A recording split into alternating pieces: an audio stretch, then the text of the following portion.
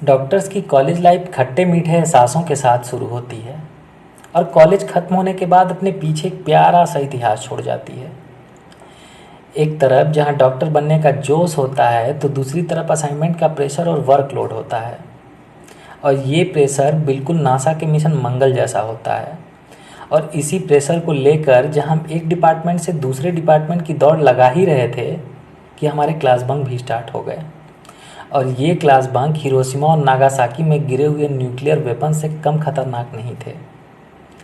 तभी कुछ सीनियर्स ने हमें ज्ञान दिया कि बेटा कॉलेज में रेगुलर रहना है तो किसी को चुन लो। और उनका ये ज्ञान हम बॉयज़ स्कूल से पढ़े हुए लड़कों के लिए लॉकडाउन में पिकनिक मनाने जैसा था। पर सीनियर्स की बातों ने एक अलग ही सिलसिला शुरू कर दिया था। जहां शुरू के 2 महीने तक हम सारे लड़के आपस में मूवी और रेस्तरां जाते थे और साथ में गप्पे लड़ाते थे, वहीं अब हम अलग अलग रहने लगे थे, बिल्कुल कोरोना के सोशल डिस्टेंसिंग की तरह। क्योंकि अब कॉलेज में घर बसने लगे थे।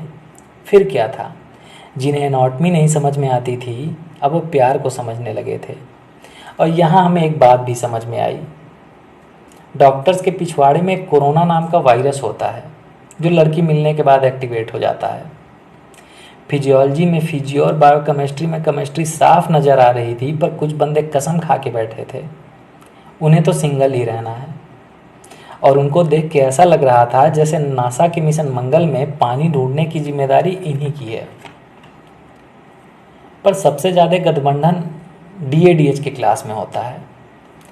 यहाँ रिश्तों की कार्विंग भी होती है और कार्विंग के बेस की तरह रिश्ते भी टूटते हैं।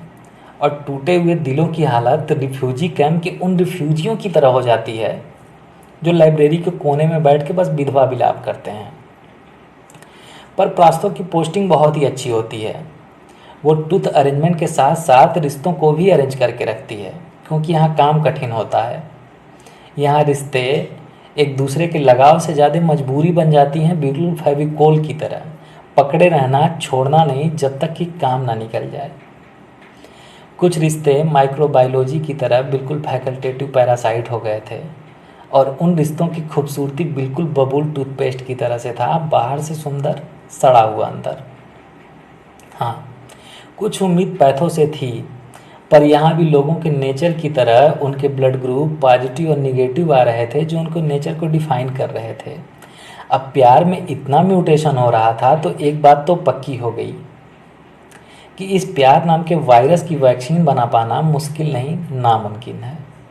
और 3rd ईयर में हालत ये हो गया था कि OP के स्लाइड की तरह लोगों के नेचर भी रंग बदल रहे थे और हमारे रिश्ते मलिग्नेंट और नियोप्लास्ट की कन्फ्यूजन में बार बार मलिग्नेंट हो रहे थे। ज़्यादातर लोगों ने तो सर्जरी में सर्जरी कराई और मेडिसिन खा के सो गए, पर 3rd ईयर में खाई हुई उस मेडिसिन का साइड इफ़ेक्ट हमें फाइनल ईयर में दिखा, जब हमें ये पता चला ये मलिग्नेंसी है, ये पीछा छोड़ने वाली नहीं है। तो देखा कुछ लोग आर्थो में रिश्तों का करेक्शन कर रहे हैं तो कुछ लोग पेरियो की स्केलिंग, कुछ लोगों ने तो रिश्तों की RCT ही कर डाली। पर OS में एक बात पता चला, मलिग्नेंसी का पहला इलाज है सर्जरी, काटो, फेंको और आगे बढ़ो। और फाइनल ईयर में डिग्री के साथ साथ एक बात भी समझ में आया कि पहला प्यार डिग्री ही है जो ज़िंदगी भर साथ रहेगा। प्यार ज़िंदगी का एक चैप्टर है, पूरी किताब नहीं। जिस कहानी को जितनी चलनी है वो उतनी चली और अब चैप्टर ख़त्म।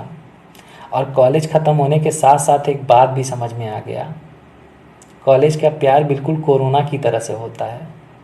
जब तक सोशल डिस्टेंसिंग मेंटेन है तब तक तुम सेफ हो।